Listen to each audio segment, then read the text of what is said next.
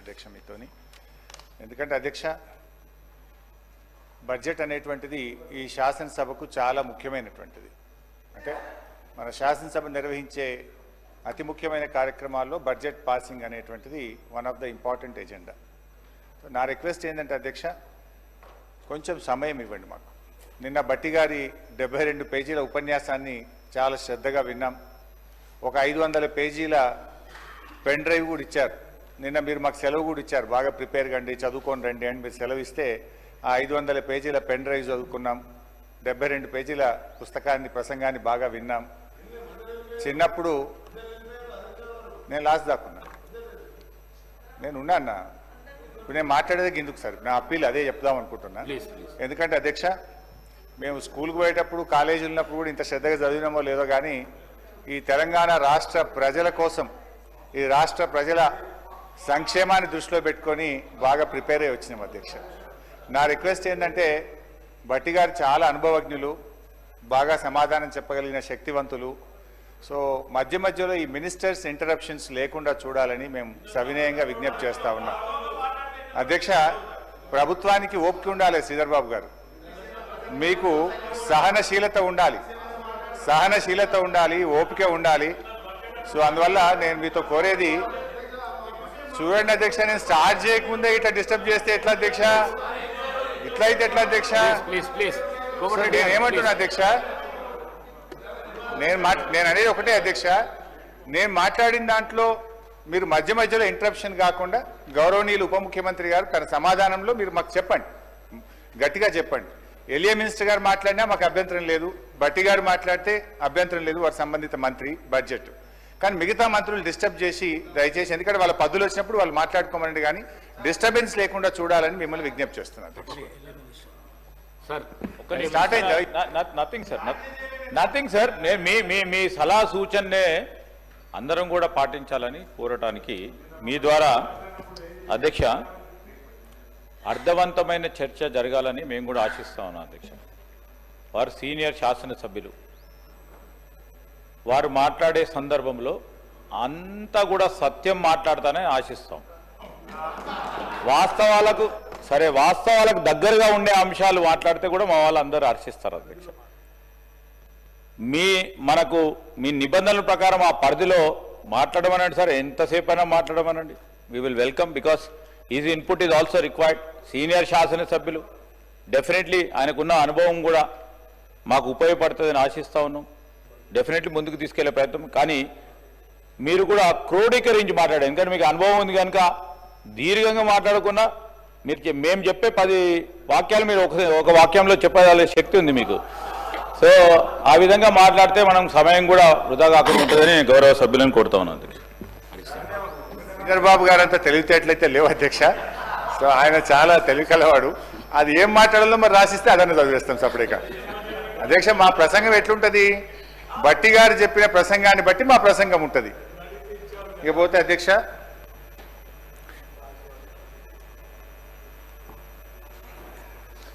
Vote on account బడ్జెట్తో కలిపి ముచ్చటగా 3 బడ్జెట్లు ప్రవేశపెట్టిన గౌరవ ఉప ముఖ్యమంత్రి బట్టి విక్రమార్క గారికి నా అభినందనలు అధ్యక్ష.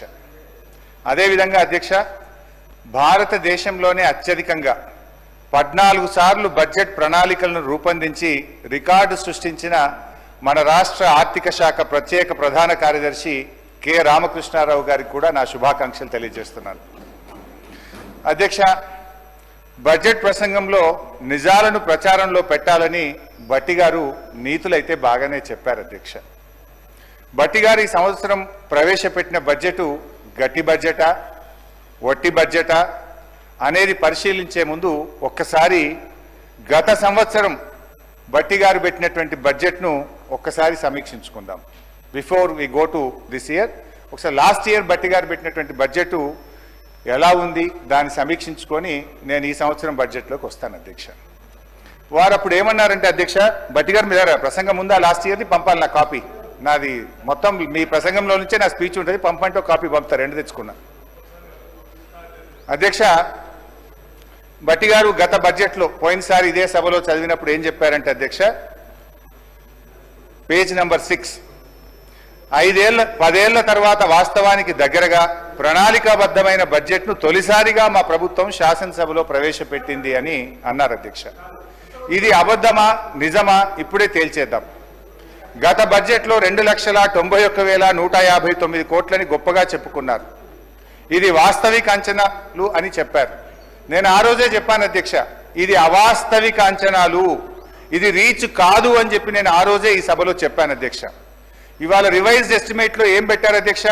27,000 కోట్లు తక్కువ చేసి చూపారు. ముఖ్యమంత్రి గారు నిన్నో మొన్నో ఎక్కడో మాట్లాడుకుంటూ మా బడ్జెట్ 60-70 కోట్లు లోటు ఉంటుందని చెప్పి ముఖ్యమంత్రి గారు సెలవిచ్చారు అధ్యక్ష. అంటే గతంలో మీరు చెప్పిన అంచనా అవాస్తవము అని ఈరోజు తేలిపోయింది అధ్యక్ష. అధ్యక్ష, ఫస్ట్ ద ప్రామిస్ రిఫార్మ్స్ అంటే ఈ కాంగ్రెస్ది ఒక సూట్ అయ్యేటువంటి ఒక చిన్న కోడ్ చెప్తాను అధ్యక్ష. First they promise reforms, then they reform their promises. అధ్యక్ష, పైన చెప్పిన కొటేషన్ ఎవరు చెప్పిండ్రో కానీ ఇది కాంగ్రెస్ పార్టీకి బాగా సూట్ అవుతుంది అధ్యక్ష. ఎన్నికల ముందు మార్పు పేరిట వాగ్దానాలు ఇచ్చారు, ఎన్నికలయ్యాక ఆ వాగ్దానాలను ఏమార్చారు. సింపుల్గా స్ట్రైట్గా చెప్పాలంటే అధ్యక్ష, ఎన్నికల ముందు ఏమన్నారు? ఎల్ఆర్ఎస్ వద్దు, నో ఎల్ఆర్ఎస్ నో బీఆర్ఎస్ అన్నారు. ఎల్ఆర్ఎస్ ఉచితంగా చేస్తామన్నారు. కానీ ఇప్పుడు ఏమంటున్నారంటే ముక్కుబిండి ఎల్ఆర్ఎస్ వసూలు చేస్తాం, ఎల్ఆర్ఎస్ కట్టాల్సిందే అని ఇలా పేద ప్రజల రక్త మాంసాలు పీల్చి ఇలా ఎల్ఆర్ఎస్ ను వసూలు చేస్తా ఉన్నారు. రెండవది అధ్యక్ష, ఆనాడు బట్టి గారు, సీతక్క గారు, ఉత్తమ్ కుమార్ రెడ్డి గారు ఫార్మాసిటీకి మేము భూములు సేకరిస్తా ఉంటే ఆ రోజు అక్కడ పాదయాత్ర చేసి పచ్చటి భూములు ఎలా తీసుకుంటారు, మా ప్రభుత్వం అధికారంలోకి వస్తే ఫార్మాసిటీ భూములు తిరిగి వాపసిస్తాము అన్నారు. ఈ రోజు ఏమంటున్నారు అధ్యక్ష? ఇంకా 14,000 లాక్కుంటాం, ఈ 16,000 ఇచ్చులేదు కానీ ఇంకా 14,000 లాక్కుంటామని చెప్పి బలవంతంగా ఇలా రైతుల నుంచి భూములు సేకరించి ఆ ఫార్మాసిటీ పేరును అందంగా ఫ్యూచర్ సిటీ అని చెప్పి పెట్టి ఇలా తిరిగి భూములు లాక్కుంటున్నారు అధ్యక్ష. ఆనాడు ప్రభుత్వ భూములు అమ్మితే, నిరర్ధకమైన ఆస్తులు అమ్మితే ప్రభుత్వ భూములు ఎట్లా అమ్ముతారు, ఇది పెద్దలు ఇచ్చిన ఆస్తి, రేపు బొందబెట్టడానికి జాగుండదని గంభీరమైన ఉపన్యాసాలు చేశారు. ఇవాళ ఏమంటున్నారు? బరాబర్ భూములు అమ్ముతామంటున్నారు. ఇవాళ 30,000 కోట్ల రూపాయల భూములు అమ్మకానికి పెట్టినారు అధ్యక్ష. అంటే అప్పుడేమో they promised reforms, now they reform their promises. ఈ రకంగా ఉంది అధ్యక్ష. ఇకపోతే అధ్యక్ష, గత సంవత్సరం బడ్జెట్లో చెప్పిన కొన్ని విషయాలు పరిశీలిద్దాం. పేజ్ నంబర్ 15 అధ్యక్ష. పోయినసారి బట్టి గారు చెప్పినటువంటి బడ్జెట్లో పేజ్ 15 బట్టి గారు చూసుకోండి. పేజ్ 15లో ఏమన్నారంటే అధ్యక్ష, రైతుకు నిజమైన మేలు జరగాలనే ఉద్దేశంతో మా ప్రభుత్వం ఒక్కసారి 31,000 కోట్ల రుణమాఫీ చేయాలని సంకల్పించింది. ఇప్పటికే ఇచ్చిన మాట ప్రకారంగా 2 లక్షల రుణమాఫీకి అవసరమైన 31,000 కోట్ల రూపాయలను సమీకరించుకున్నాం. అంటే డబ్బులు రెడీ పెట్టుకున్నాం. ఈసారి బడ్జెట్లో ఏం చెప్పిన అధ్యక్ష? 20,000 కోట్లు మాత్రమే చేశారు అని చెప్తున్నారు అధ్యక్ష. పోనీ మిగతాది ఎప్పట్లోగా చేస్తారో చెప్పడం లేదు అధ్యక్ష. ఇంకా ఆ ఉపన్యాసంలో బట్టి గారు ఎంత దూరం పోయి మమ్మల్ని విమర్శించిందంటే అధ్యక్ష, సిగ్గుచేట అధ్యక్ష. చేతగానమ్మకు మాటలు ఎక్కువ అన్నట్లు రుణమాఫీలో పూర్తిగా విఫలమైన గత ప్రభుత్వ నాయకులు మా చిత్తశుద్ధిని శంకిస్తూ ప్రజలను తప్పుదోవ పట్టించేందుకు శతవిధాలా ప్రయత్నం చేస్తున్నాం. ఇవాళ ఎవరు చేతగానోళ్ళు అధ్యక్ష? ఇవాళ చేతగానోళ్ళు ఎవరు, మాట తప్పినోళ్ళు ఎవరు, చిత్తశుద్ధి లేని వాళ్ళు ఎవరో ఈ శాసనసభ సాక్షిగా ఈ రాష్ట్ర ప్రజలందరికీ అర్థమైంది కదా అధ్యక్ష.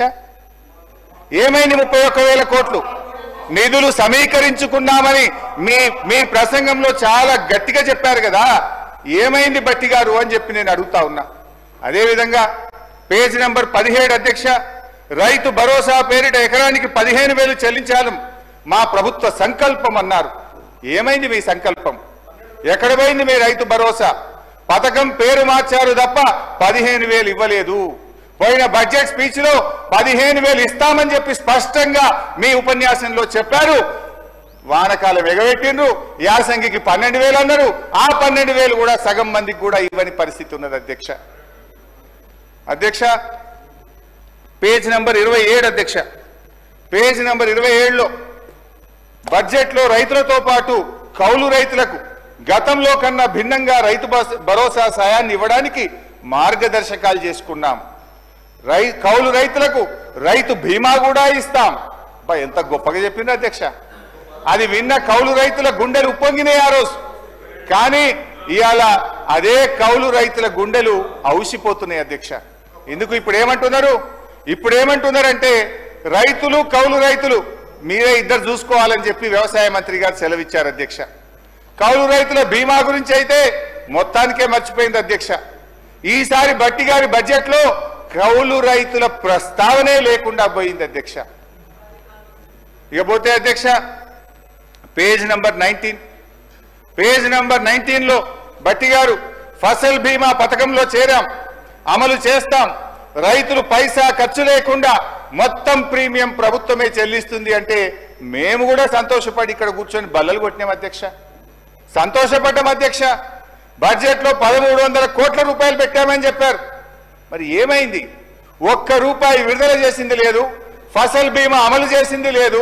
రైతులు వడగళ్ల వాన వల్లనో అకాల వర్షాల వల్ల నష్టపోయిన రైతులకు కన్నీళ్లే మిగిల్చింది తప్ప ఒక్క రూపాయి కూడా ఈ ప్రభుత్వం బీమా కింద చెల్లించలేదు అని చెప్పి నేను మనవి చేస్తా ఉన్నాను అధ్యక్ష.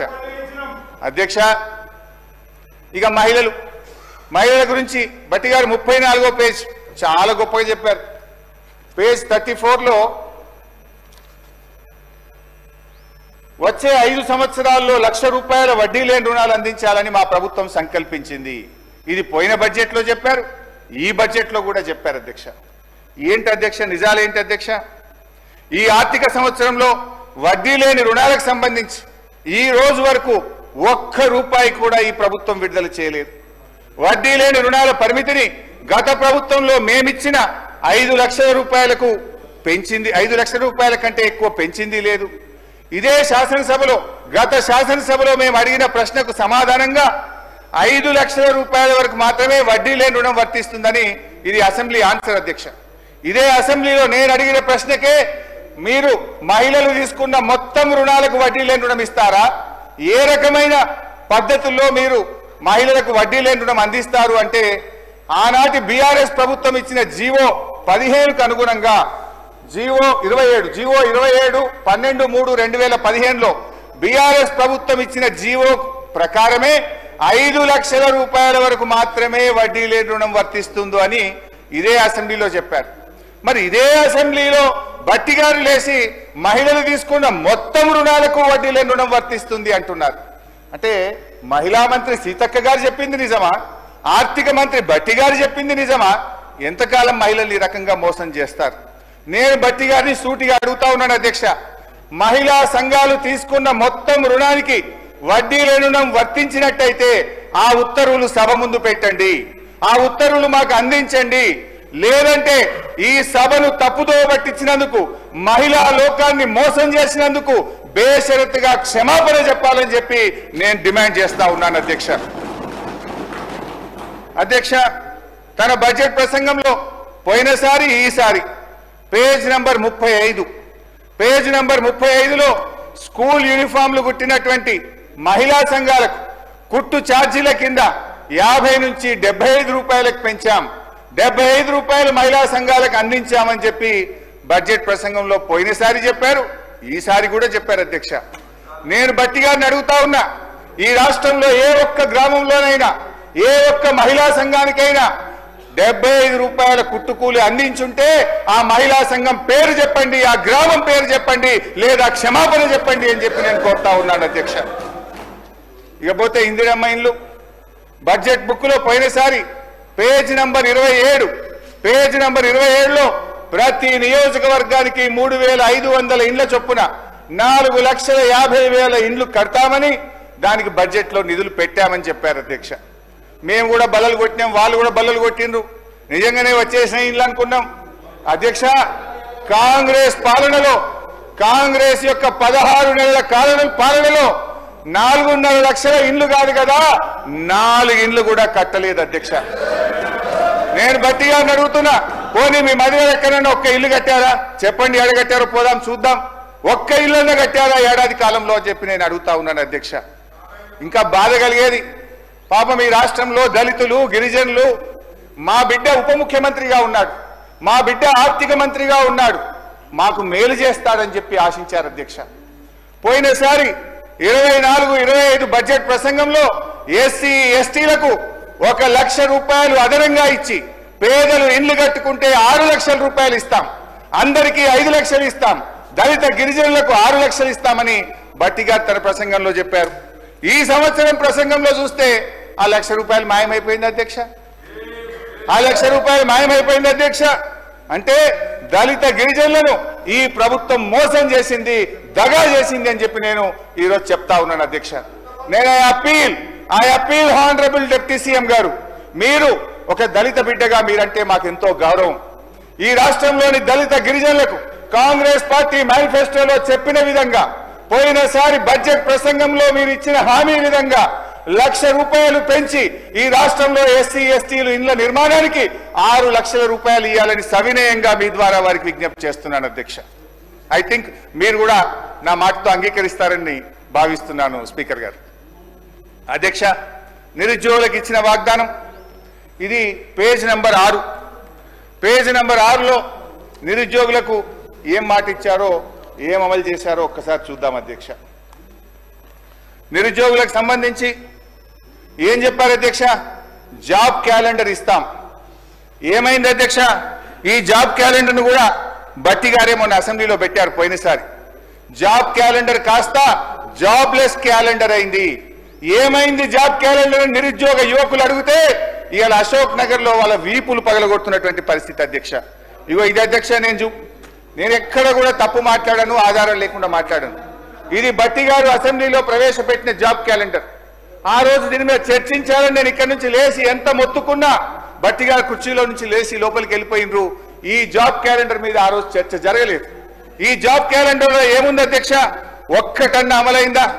జాబ్ క్యాలెండర్ జాబ్లెస్ క్యాలెండర్ అయింది అధ్యక్ష. ఈ జాబ్ క్యాలెండర్ లో అక్టోబర్ 2024 గ్రూప్ 1 నోటిఫికేషన్ ఇస్తామని చెప్పారు. అక్టోబర్ 24 ట్రాన్స్కో జెన్కోలో నోటిఫికేషన్ ఇస్తామని చెప్పారు. అదేవిధంగా గెజిటెడ్ ఆల్ ఇంజనీరింగ్ డిపార్ట్మెంట్స్ లో ఏడబ్ల్యూల నియామకానికి అక్టోబర్ 2024లో నోటిఫికేషన్ ఇస్తామన్నారు. జనవరిలో degree and above level professional services యొక్క గెజిటెడ్ పోస్ట్ నోటిఫికేషన్ ఇస్తామన్నారు. ఫిబ్రవరి 25లో సెకండ్ డిఎస్సి ఇస్తామన్నారు. ఫిబ్రవరి 25లో ఫారెస్ట్ బీట్ ఆఫీసర్ నోటిఫికేషన్ ఇస్తామన్నారు. ఇంకా చాలా ఉన్నాయి. ఒక్క నోటిఫికేషన్ అని ఇచ్చిందా అధ్యక్ష? ఒక్క నోటిఫికేషన్ అని ఇచ్చారా అని నేను అడుగుతా ఉన్నాను అధ్యక్ష. అదేవిధంగా బడ్జెట్ బుక్ లో RRR అధ్యక్ష, RRR విషయంలో పోయినసారి బడ్జెట్ లో భట్టి గారు చెప్పారు. ఏం చెప్పారు అధ్యక్ష? మేము చాలా అద్భుతంగా RRR సాధించాం. వాస్తవానికి 2022లోనే మా ప్రభుత్వమే RRR ఉత్తర భాగానికి అనుమతులు తెచ్చింది. సరే, మీరు చెప్పారు, సంతోషం. ఏం చెప్పినారు బడ్జెట్ లో? దీని నిర్మాణానికి తగిన భూమి సేకరించడానికి ప్రయత్నం జరుగుతా ఉంది. దీనికోసం బడ్జెట్ లో 1525 కోట్ల రూపాయలు పెట్టానని భట్టి గారు చెప్పారు. నేను అడుగుతా ఉన్న, ఏడాది అయిపోయింది, మళ్ళీ బడ్జెట్ పెట్టారు. ఒక్క రూపాయి అన్న చెల్లించారా? ఒక్క ఎకరమన్న భూసేకరణ చేశారా? ఒక్క కిలోమీటర్ అయినా రోడ్డు వేశారా? అంతా అబద్ధం అధ్యక్ష. ఇకపోతే ఇరిగేషన్ రంగంలో భట్టి గారు పేజ్ నంబర్ 62 పోయినసారి 2024-25 తన బడ్జెట్ ప్రసంగంలో ఈ ఆర్థిక సంవత్సరంలో 6 పెండింగ్ ప్రాజెక్టులను పూర్తి చేస్తాం, 6.5 లక్షల ఎకరాలకు నీళ్లు ఇస్తామన్నారు. నేను అడుగుతా ఉన్న భట్టి గారు, ఏ 6 ప్రాజెక్టులు పూర్తి చేశారో 6 ప్రాజెక్టుల పేరు చెప్పండి, ఎన్ని ఎకరాల ఆయకట్టు ఇచ్చారో వివరాలు చెప్పండి అని చెప్పి నేను మీ ద్వారా భట్టి గారిని కోరుతా ఉన్నా అధ్యక్ష. అంకెల గారడి తప్ప అమలు ఉండదా అని చెప్పి నేను మిమ్మల్ని అడుగుతా ఉన్నా అధ్యక్ష. ఇంత దారుణంగా ఉంటుందా? మీ ప్రసంగాలు, మీ బడ్జెట్ లెక్కలు చూస్తున్న ప్రజలు ఏమనుకుంటారో అనే కనీస ఆలోచన, విజ్ఞత కూడా ఉండదా అని చెప్పి నేను అడుగుతా ఉన్నాను అధ్యక్ష.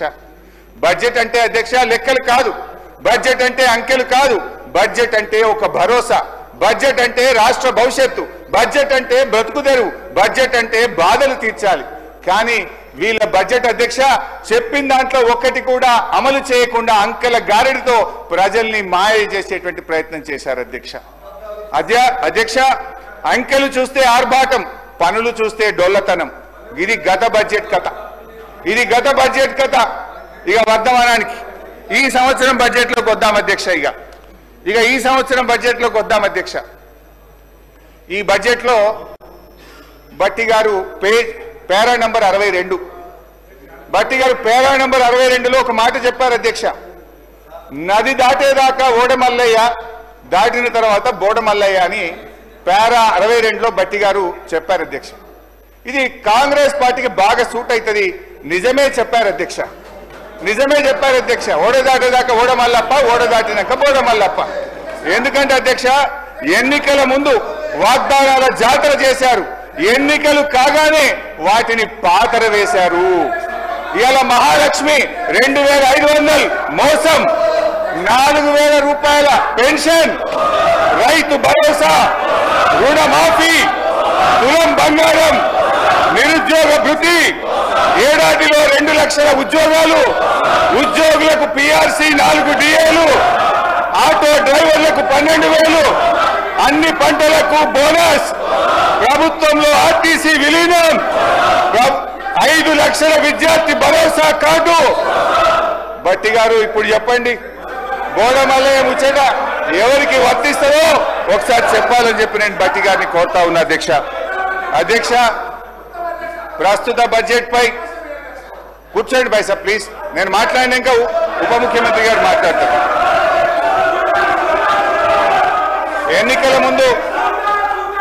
ఎన్నికల ముందు ఒక ప్రముఖ టీవీ ఛానల్ ఇంటర్వ్యూలో బట్టి గారు ఒక జర్నలిస్ట్, రాష్ట్ర ఆదాయానికి మీరు చేస్తున్న వాగ్దానాలకు మధ్య తీవ్ర అంతరం ఉంది, ఎలా అమలు చేస్తారని అడిగారు అధ్యక్ష.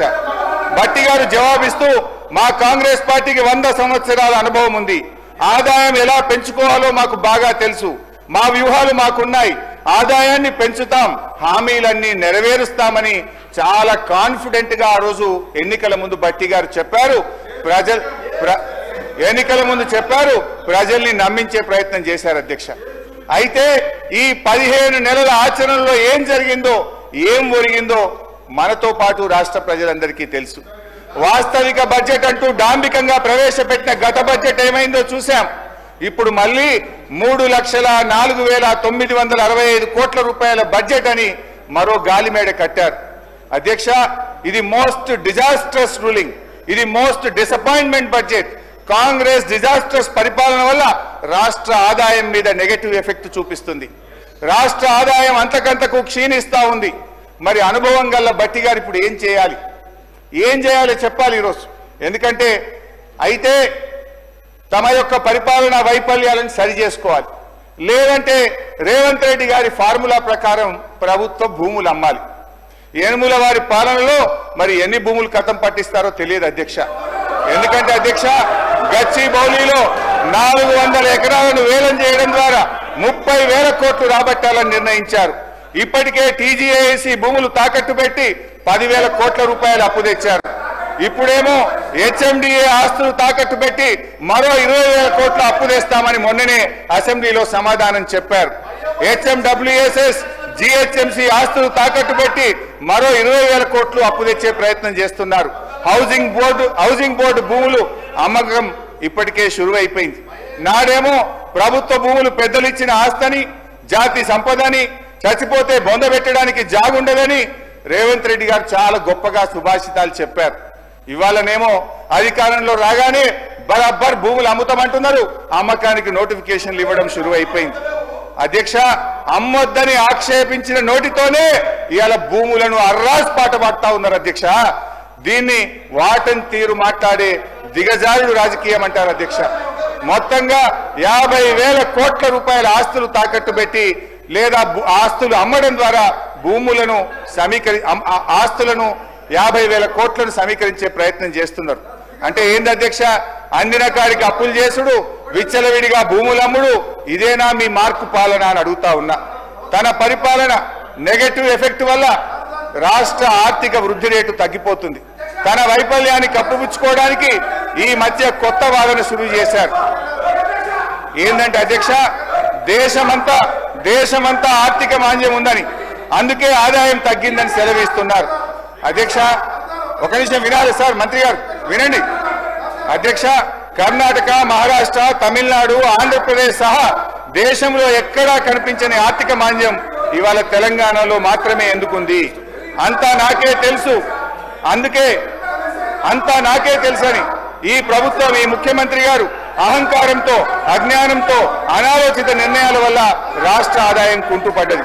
తన వైఫల్యాన్ని కప్పిపుచ్చుకోవడానికి ఆర్థిక మాంద్యం వచ్చిందని, ప్రపంచమే స్లో డౌన్ అయిందని ప్రవచనాలు ప్రారంభించారు. ఏ రాష్ట్రానికి లేని ఆర్థిక మాంద్యం తెలంగాణకే వచ్చిందా? మీ నెగటివ్ పాలసీల వల్ల, మీ రివెంజ్ పాలిటిక్స్ వల్ల ఈ రోజు రాష్ట్ర ఆదాయం తగ్గుతా ఉన్నది. రేవంత్ గారి పాదం స్పీకర్ సార్ మీ ధన్యవాదాలు సార్.